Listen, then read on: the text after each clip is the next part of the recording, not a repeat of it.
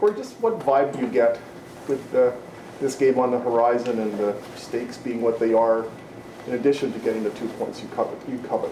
I think everybody's just kind of locked in, man. I'd be lying to you if I told you it was super different from any other week for us, to be honest. It's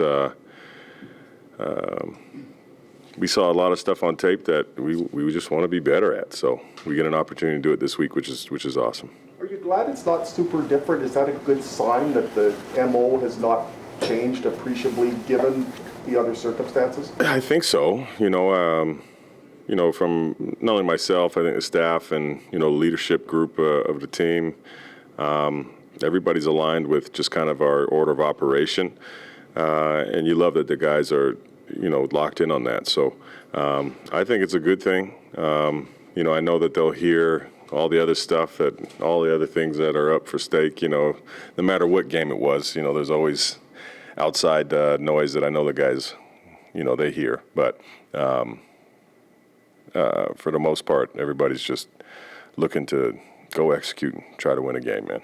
Justin? Can you take us through your decision-making process with regard to kicker?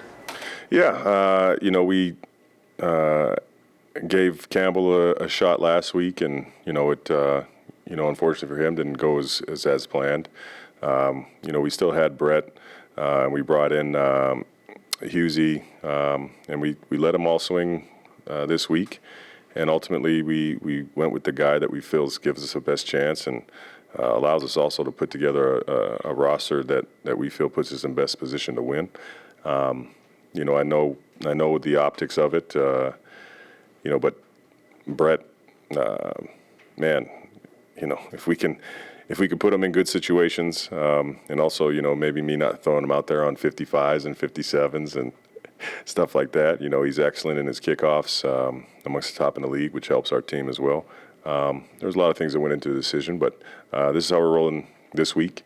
And each week we'll let him swing, and we'll see how we pan through the rest of the season.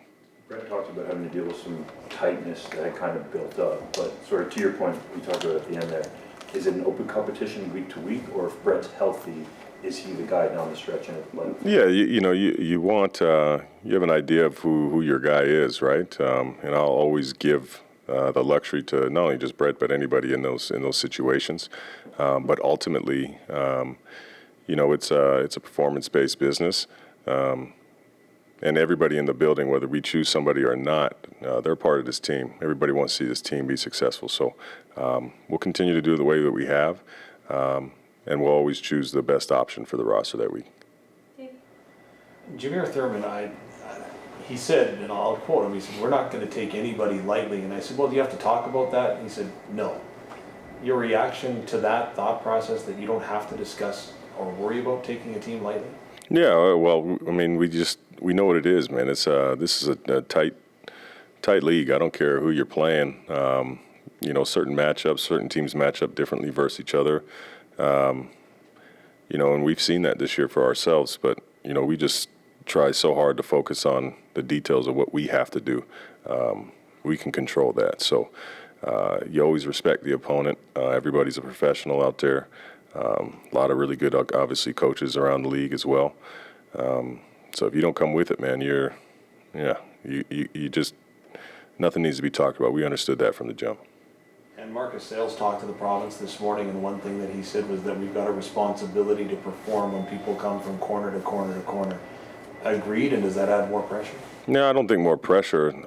We talked about that from training camp. We want to represent this province to the best of our ability and make our fan base just proud to wear green and white. So we understand, the hoops that some of our fan base have to go through just to get here on game day, and we want to make sure that we perform for them to make sure it was worth the trip, right? So, no, these guys are totally in tune of what it means to represent this province. Corey, the ultimate goal, win the Grey Cup. I'm sure one of those sub goals was to win the West Division and clinch first place. So, what's it mean to this group to be this close to doing that? Yeah, I think. It's cool that we're in a situation that can lead to one thing to the next, but we shared it this morning, like, we just stick to our process of trying to win each week. The rest of it kind of just takes care of itself. So, would it be really nice, obviously, I think, for our organization, our guys, and the fan base to host a Western final? Yeah, I'm sure. But what's more important right now is going undefeated this week. And that's honestly how everybody feels, man. There were a lot of mistakes made last week. A lot of the players said that they had to fix those. What have you seen from this week in practice that those things don't happen again? Yeah, good week of practice, and certainly, there's stuff that players they want to fix, but sometimes other teams make good plays too. But what you love about this group is they feel like no, we can do that. So the week of practice I thought has been really good, but it ain't gonna matter until you prove it on game day. So just for us to have the opportunity to go out and play Toronto. And hone in on our own details. Yeah, man, it's exciting for those guys. More injuries in the defensive backfield, so you've got some inexperienced guys stepping into the fold. How can that unit become one on Friday? Is it a communication thing? Is it the vets kind of taking them by the hand a little bit more? Yeah, 100%. You got to lean on your peers in that situation, and what I'll say is, from a studio standpoint, guys that have been, and not just the DBs, but anybody that's been thrust into position, they put in the extra time for themselves, whether it's with their teammates or their coaches. And in this situation with the DBs, that's exactly what's been going on. So communication is key. Over communicate, but ultimately, when that ball snaps, man, it's football. So run and hit something, go get the ball. How much of a challenge is it to prepare for a quarterback that has such limited film for you to look at?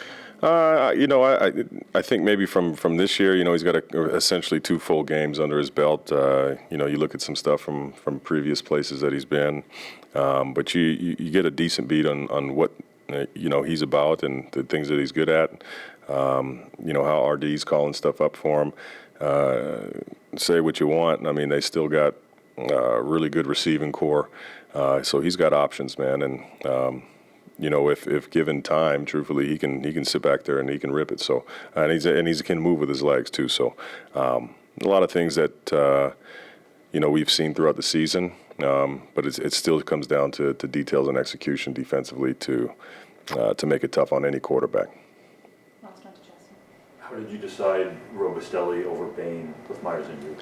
I think Joe's had some more burn at the receiver position this year, and truthfully, when I look at it, I think he's still our 3rd leading receiver, which is crazy. You know what I mean, with our receiving group, and then we have Mario coming back to do the returning skills. So it just made the most sense for us at this time. Nothing from Bain, man. We love Bain, and might call on him again. So tough decisions, but good tough decisions, I think, for us as a staff. Awesome. Thanks, guys.